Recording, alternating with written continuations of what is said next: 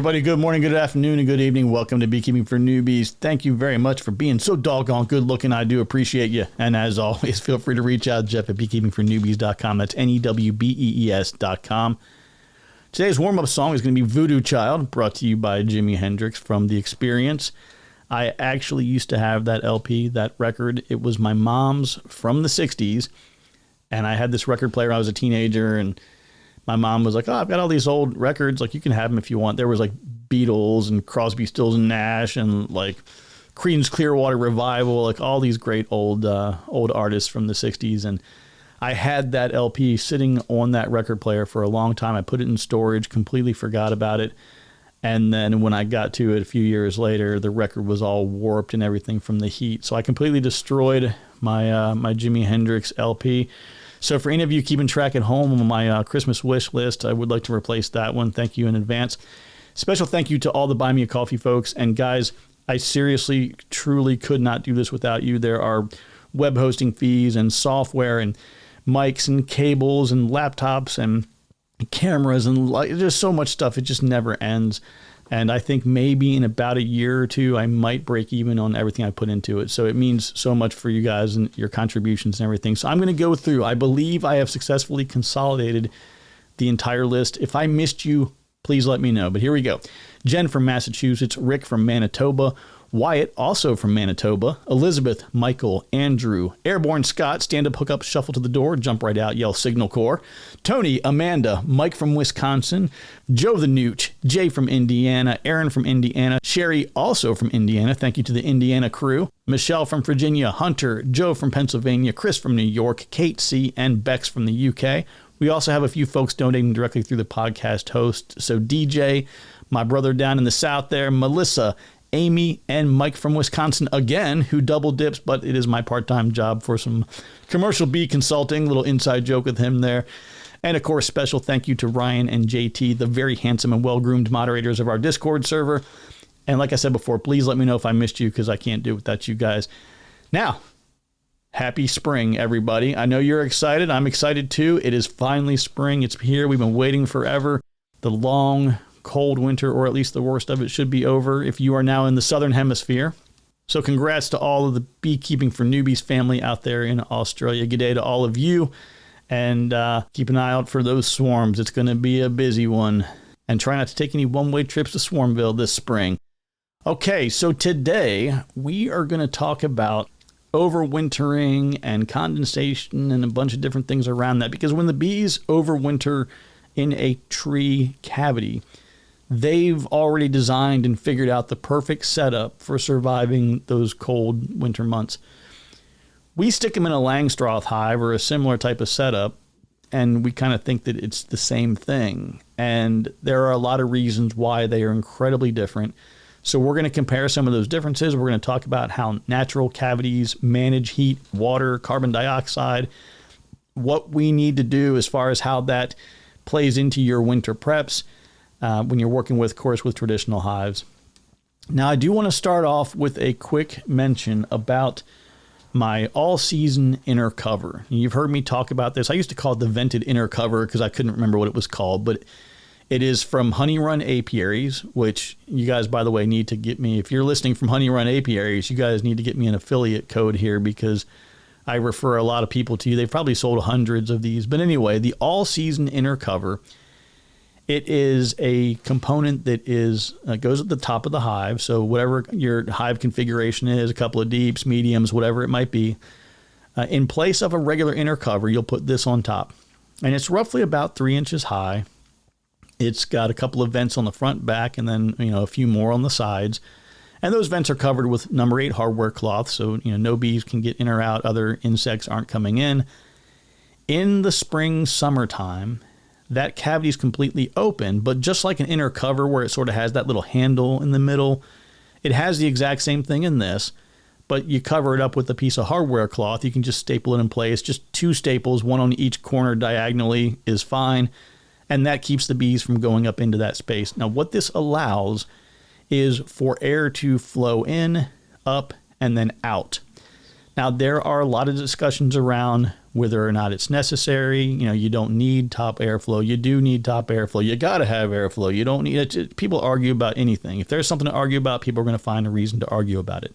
Now, for the longest time, you heard me say over and over again, what's in the tree? What are they doing in the tree? How is the tree configured? So we're going to get back to that. But for this inner cover, here's what I've observed.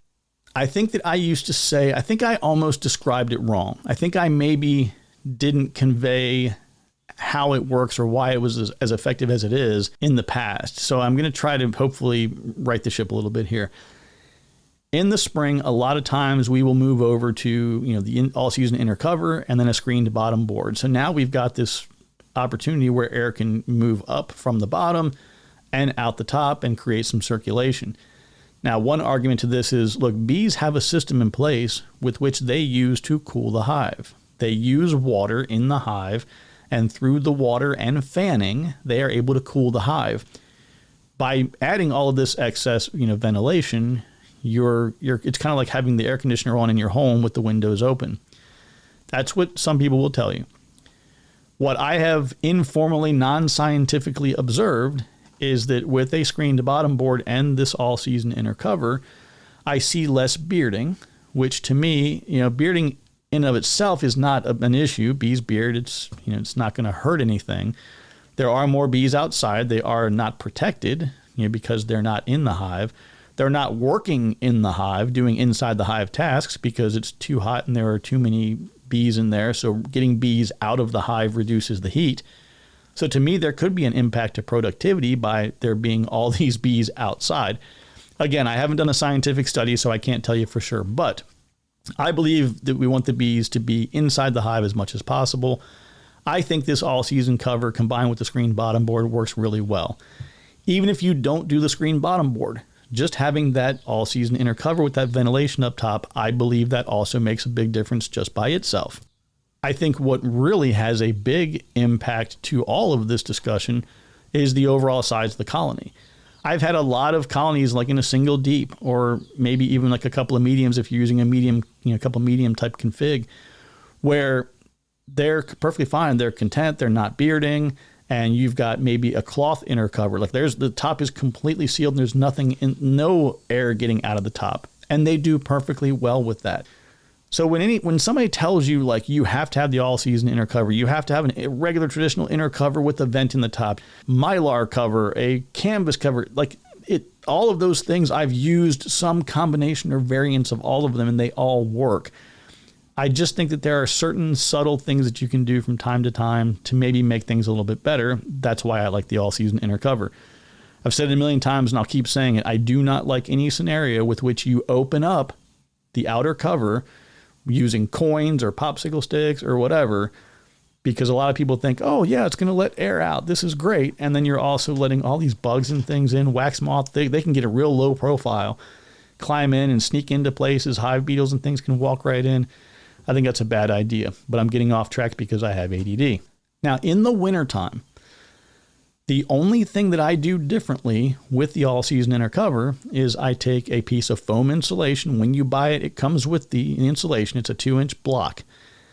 You just drop that block into the top, and then it has a center section that goes right over where the hardware cloth is that covers up that kind of that handle on the inside.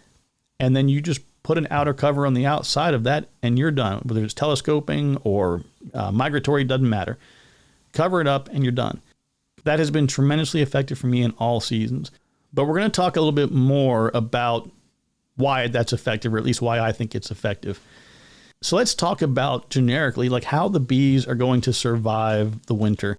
I think there's an area that I feel like sometimes I struggle when I'm talking to all of you, because we've done all these episodes in the past, and I've said, well, if you start from the beginning and you just go all the way to where we are now, you should have most of the information that you need. I see some challenges with it. One of them is some of the information has changed. Like my personal Varroa management strategy has changed since I was talking about Varroa, 2-3 years ago. There are some things I'm doing differently now with that.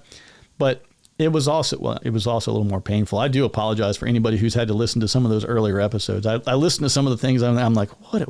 Get to the point, man. What are you doing? So anyway, I do apologize on that one, but I don't want to keep being redundant too, like saying the same things over and over. So it's hard to find a balance between new information and old information.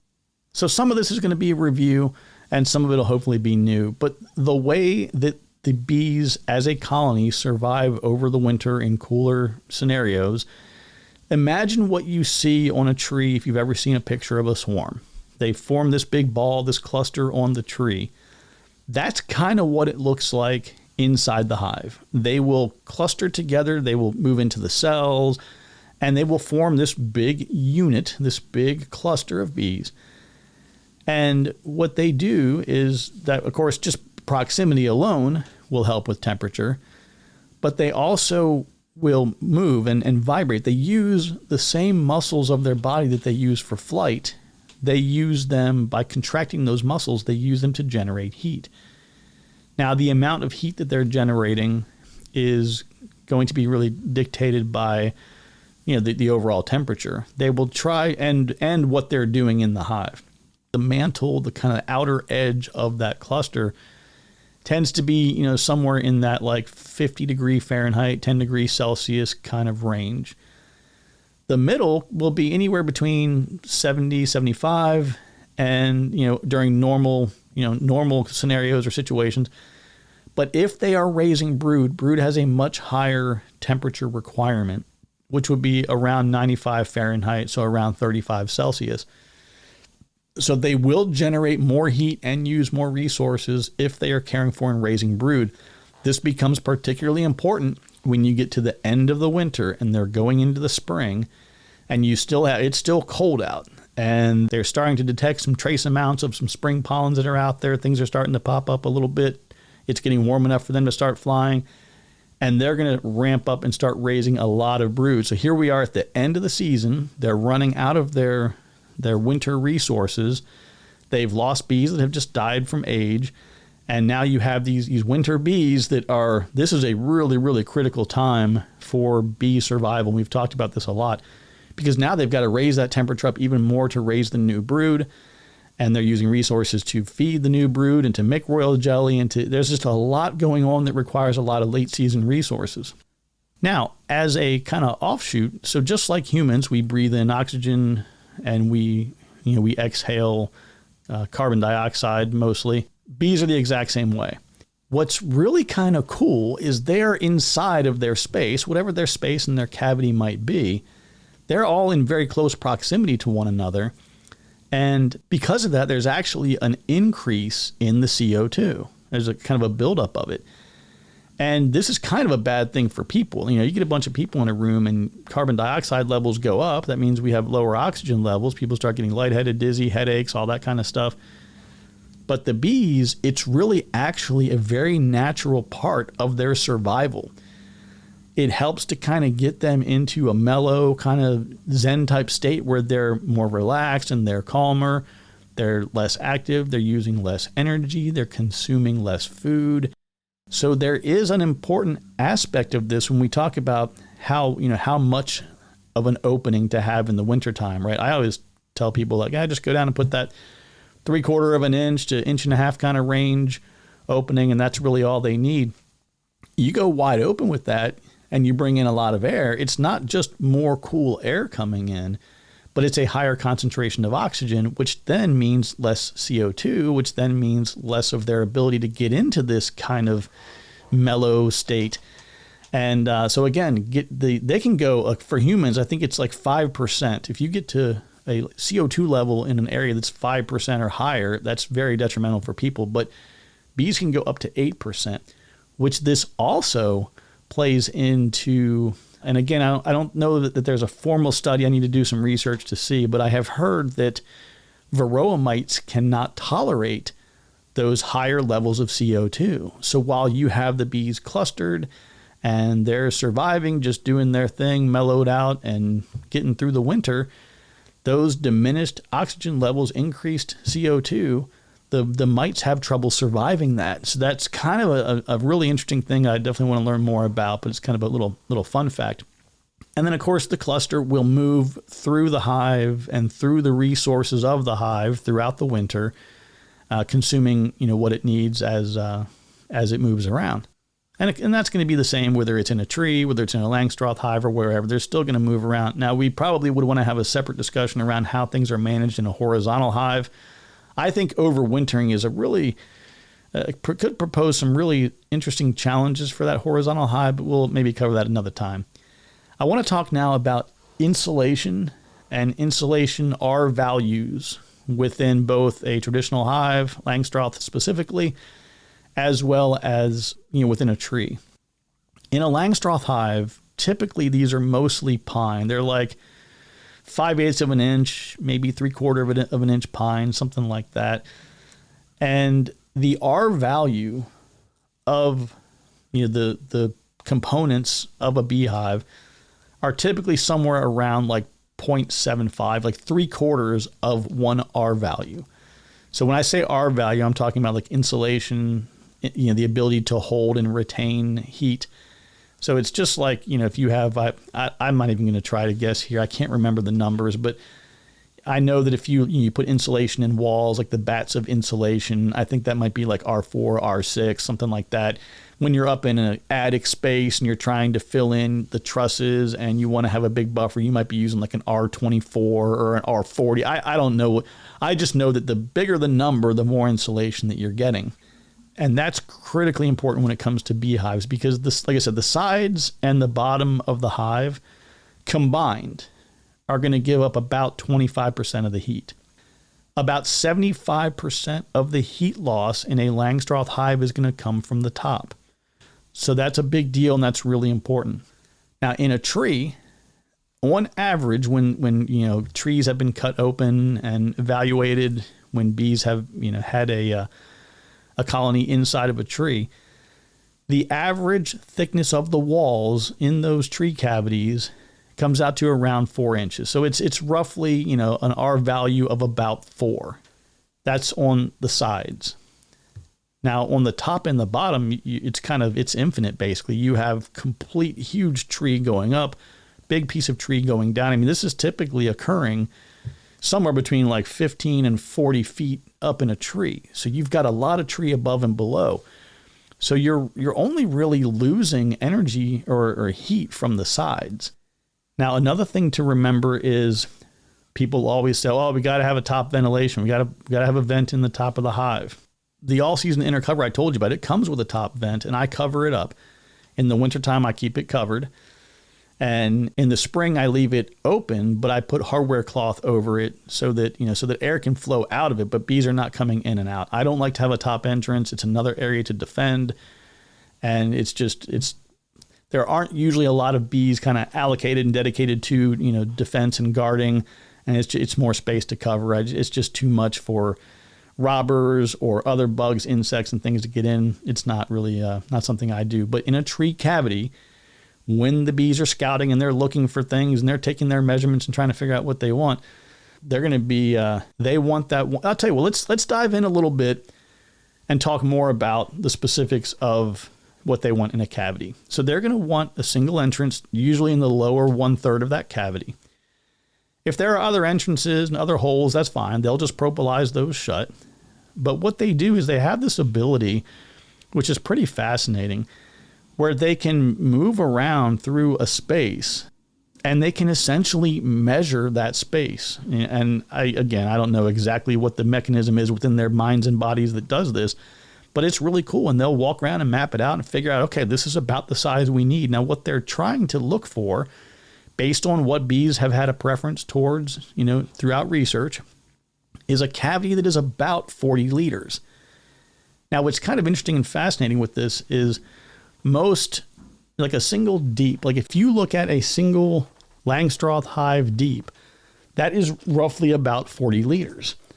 And this is the space that bees would look for when they're establishing a new hive location. So that's kind of fascinating because we always have 2 deeps and multiple mediums, and we have all these extra resources and everything is stacked up, which kind of begs the question, like, why do our hives have to have so much and theirs don't? Well, one piece of that is we're trying to take a bunch of honey for ourselves.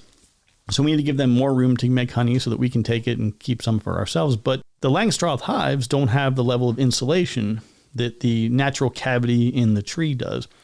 So we talked about the entrance. Now the entrance at that lower third is roughly about 1.25 inches, a little over 3 centimeters. And that's, again, the size they prefer. If it's bigger than that, it's fine. They'll just propolize all around it until it gets to the size they want. Now, moisture and condensation are an important topic that we discuss a lot. And you've heard me say a million times, wet bees are dead bees. But the bees still need that moisture. This is where it becomes really different. Because in the tree, where you have all of this insulation surrounding everything in the single entrance, when that cooler air comes in through the entrance, it now starts to work its way up at the bottom of the cavity. And then, of course, up top, you have all of the heat that's being generated by the bees. The actual honey will absorb a certain amount of heat and provide a little bit of insulation itself, which is pretty wild, right? Like the edge pieces of honey that are closest to the side walls will actually absorb and hold a little bit of heat and provide additional insulation. Pretty crazy. But now you have all of that heat in the top and there's cool air coming in at the bottom. Now, when those two air masses basically come together, it's just like within the atmosphere. When you have a warm air mass and a cool air mass comes together, whatever the dew point temperature is, that's the point with which moisture is created, where condensation will occur. Inside of this cavity, when you have those two warmer and cooler air coming together and that condensation is created, in the cavity, it tends to occur well below the cluster of bees. That is exactly how it's supposed to happen. Then it can then drip down and end up in the bottom of the cavity.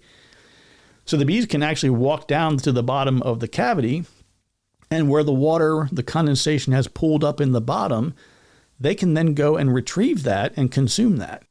And it was actually discovered through research at one point in time that I think it was Tom Seeley that had found that he found a cavity where it looked like the bees had actually chewed some of the wood down below to make a little pool and a reservoir, kind of propolized it all shut, kind of like a collecting pond, like a holding tank for all of this moisture. Because water is an absolute critical component to bees, just like other organisms. We have to have water to survive, and bees are no different. And in addition to the water that comes in that is a part of or a byproduct of that condensation, they are also, for every gram of honey that they consume, they are going to release almost like about 2/3 of a gram, 0.68 roughly grams of water will be released. The colony through that and through respiration, just like people, we breathe air in, we let out carbon dioxide, but there's also a little bit of moisture and kind of vapor that comes out through respiration. A colony can generate 3 to 5 grams of water per hour, which comes out to be about 1 liter a month. So if you look at over the period of, say, a 5-month, winter, you may end up with 4 or 5 liters of water that are created, over 1 gallon of water created just through regular respiration and, like off-gassing from consumption of food and energy being burned and all of that. So that combined with the condensation provides water that the bees need to survive. So it's a really cool thing.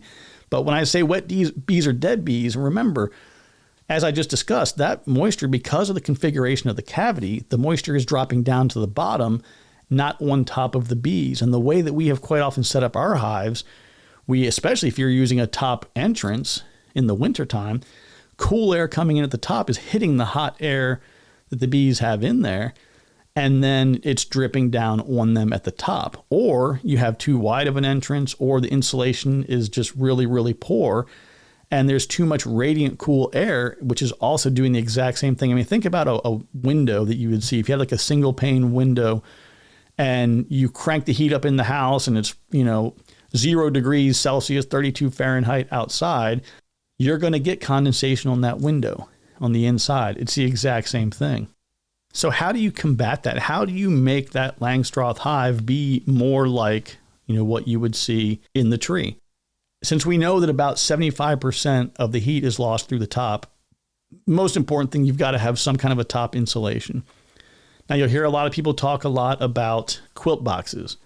Now, a lot of bee terminology is, people will say one thing and it has 20 different meanings to other people.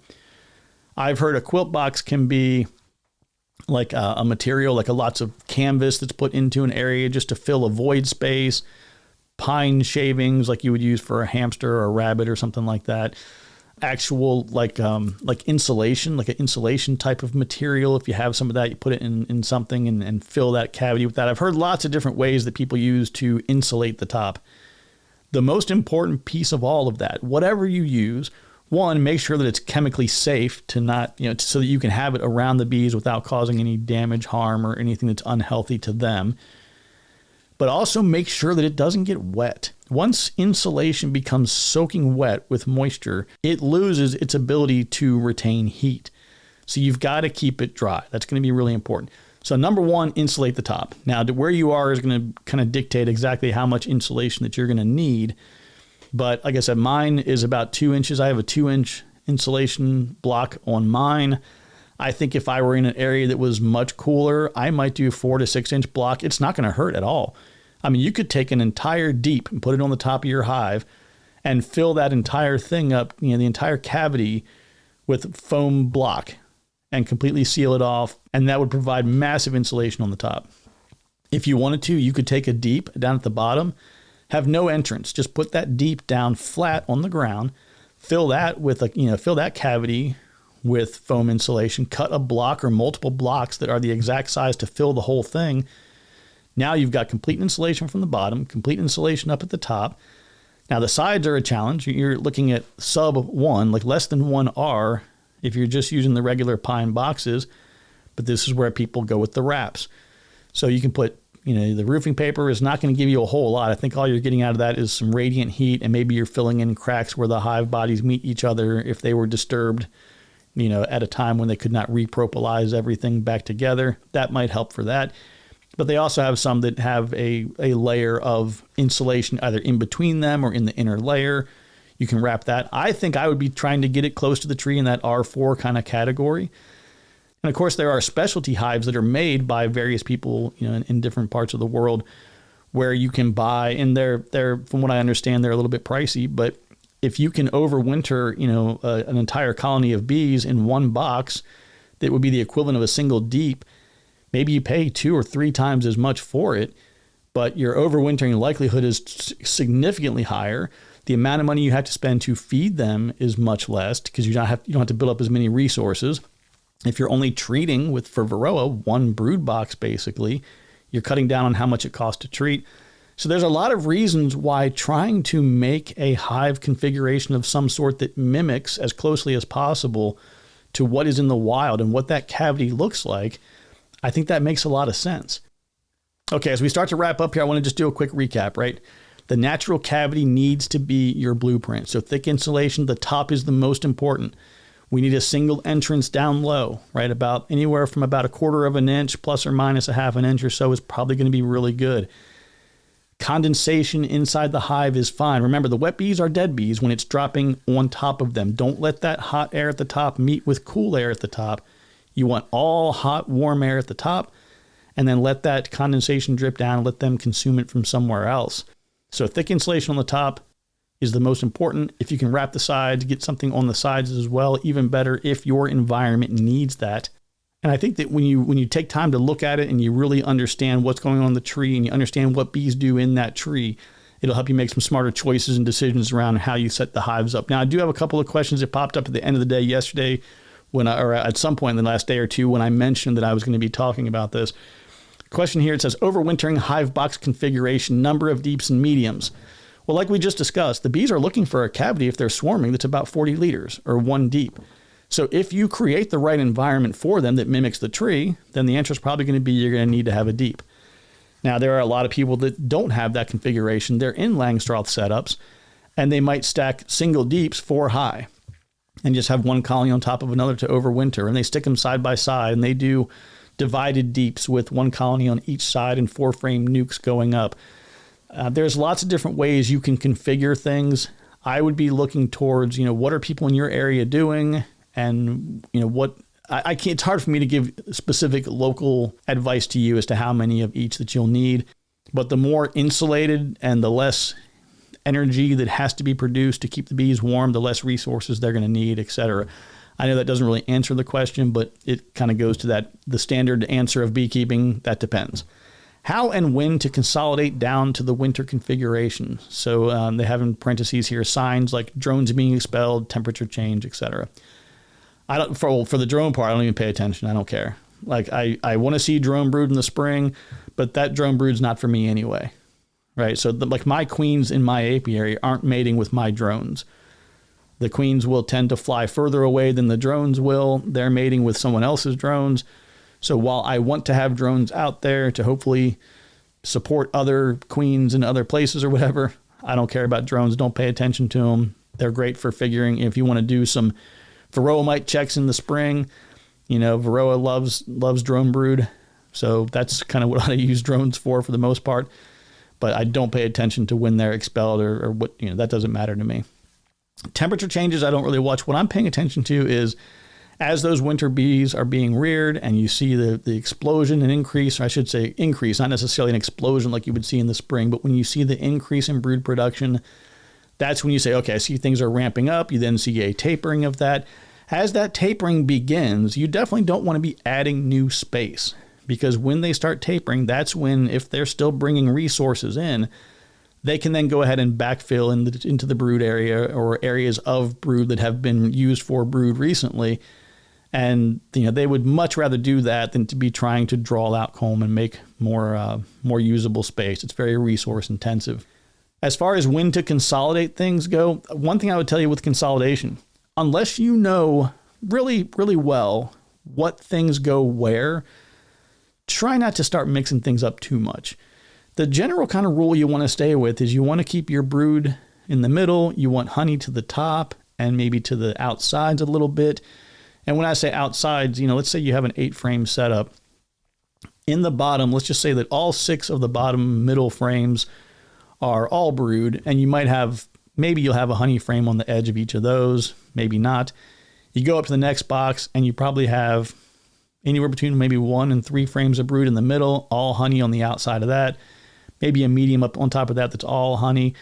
But again, keeping the brood to the middle, right? That's the maximum way to, or the best way to maximize the protection of and the ease of protecting brood is to have them in the center of everything, surrounded by honey.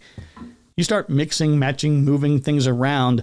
If it's not where they like it, are going to want to move it somewhere else. Again, a lot of resources are going to be needed for them and time and energy to move things where they want them. So try not to move things around too much from what they have. If you don't know, if you're like, gosh, I really don't know how these should be aligned, go back to your notes. If you're not taking those notes, start taking those notes so that you know and you can track. Okay, well, I've tracked this colony or these 5 colonies for the past 2 years. They always seem to have this many of this here and this many of that there. So I'm going to replicate that in my going into the winter configuration. I always want maximum honey space. That's kind of my I want maximum honey. I want as much honey as I possibly can. If I were in a situation where I had, let's say, a medium up top and I had maybe 2 frames that had nothing in them and I had 2 frames of honey in my freezer that was just surplus honey, I would rather have those 2 frames of honey out of the freezer and in there as extra in case they need it versus 2 empty frames. If I had 4 frames of honey, I would rather keep the 4 frames of honey in there versus trying to consolidate and removing the box. Yes, that box is an additional cavity. It is additional space that has to be heated, but you can also consider using what they call a follower board, or just something to basically fill the cavity. Like they use blocks. Some places have actual blocks that are 2, 3, 4 frames wide, and you drop the block in and it has a hanger just like a frame would, and it fills the space, it fills the cavity. Again, that would be awesome if you had an 8-frame setup or whatever it is, 8 or 10 frame, doesn't matter. Let's say you have 3 viable honey frames that you want in there. Then you put your 3 frames in the middle and then put 2 3-frame spacers on the outsides or whatever the math comes out to be that makes the most sense. But using a follower board or a spacer or something that fills that cavity and fills that void is a way to kind of help manage that surplus space. So then you get into that balancing act between when is it better for me to remove the extra hive body so it's less space to heat, but also recognizing I'm maybe taking 2 frames of honey. I would say I would rather have the 2 frames of honey, even if I had to fill up frames of drawn comb throughout the rest of the space. At least I'm putting something in the space. And then it asks for like overwintering nuggets of wisdom. I don't know if I have those. I apologize for that. I think that, it's don't mess with them. This is another area where it kind of gets to be an individual decision. I close the hive up in pretty much like October timeframe. Mid-October, probably the last time I get into the hives. Maybe if a colony is light and I specifically know that a colony or group of colonies are light, I might continue feeding a little bit longer, maybe even into late October, early November. But once I close up, I don't open the hive. November, December, January, I don't touch them. The first warm day in February, I will try to take a peek and see where they are within the cluster. Now that's going to change because I am going to be doing I'm starting this project this winter. I'll probably start in October or November timeframe. And I'm going to be putting together a device that's going to operate a bunch of sensors with temperature on them, and it'll run these probes throughout the entire. I'm going to do it on a mock hive. I'm going to have an actual hive set up and have the temperature sensors in there just to see how they're gathering and see how everything is working and verify that the charging of the solar panel and all that stuff is working. And then by next season, I'll have it in a live hive. I'll be monitoring temperature all season, and then I'll be doing that over the winter as well. Of next year. So a year from now, we'll start to get a real test on what it's like to overwinter, but being able to monitor those temperatures and know exactly where the cluster is, have it set up to tie into a heat map. So the heat map will show me, basically based on heat, exactly where the cluster is. That's going to be really cool, fun and exciting. But in the absence of that, of course, you just have to take a peek in there. Some people are in the hives every single day that it gets above 50 degrees, they're opening the hive. I don't do that. I don't like to introduce the cold, and the reality is there's nothing I'm going to do to solve the problem. I focus and devote a lot of time and energy to having the right genetics that overwinter. And I've said this a million times, but I'm going to keep saying it because it's one of the most important things to me. People put so much stuff in their hives over the winter, and I don't understand it, like candy boards and fondant and all this kind of stuff. Like, I don't do that, and you don't have to do that. But there is an animal husbandry component of things. You are the beekeeper. These are your managed beehives, and you are responsible for their well-being. So if you have to figure out a feeding solution that works, that they actually will consume, and it is the right food for them at the right time of year, then you do what you got to do.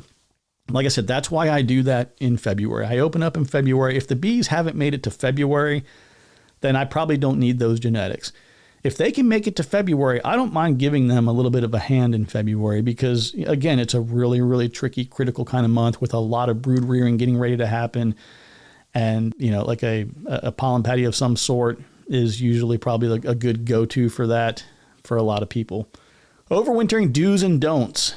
This says baseboards on metal/concrete, moisture barriers, wrapping. We talked about some of that. I think that getting the hive, you don't want radiant heat coming from the cold ground up or cold air flowing below.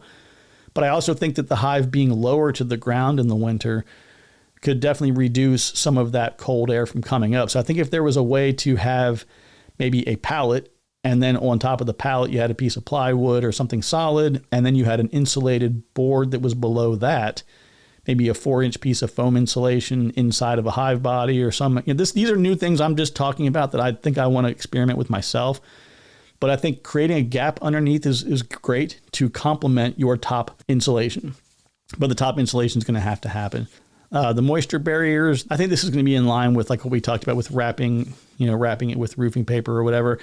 If you are in an area that has deep snow and you're going to have snow coming up over and around the hives, that would be a really ideal scenario where if you had nothing else planned to put on the outside of those hives, yes, I think definitely having some roofing paper around to prevent moisture, that definitely makes a lot of sense. All right, everybody, I have this feeling that I'm going to start rambling and I'm not going to ever stop here. So I hope that this was useful. I think it's a really fascinating subject. It's something I want to do more with. I want to find a tree like the one outside. I have a cedar at my house here that's like 150 years old or whatever. I really want to cut it down because there's that hive that swarmed this past summer. It went right. They were scouting my swarm traps and they were like, we're going to go to the tree. But I would love to be able to, I'm not going to destroy this tree, but I would love to be able to get in there and just cut it apart and see what it looks like in there. And just, apparently if a swarm makes it to a tree and they survive that first winter, they have like an 80% likelihood of survival beyond that, which is pretty cool. Kind of a fascinating little statistic there.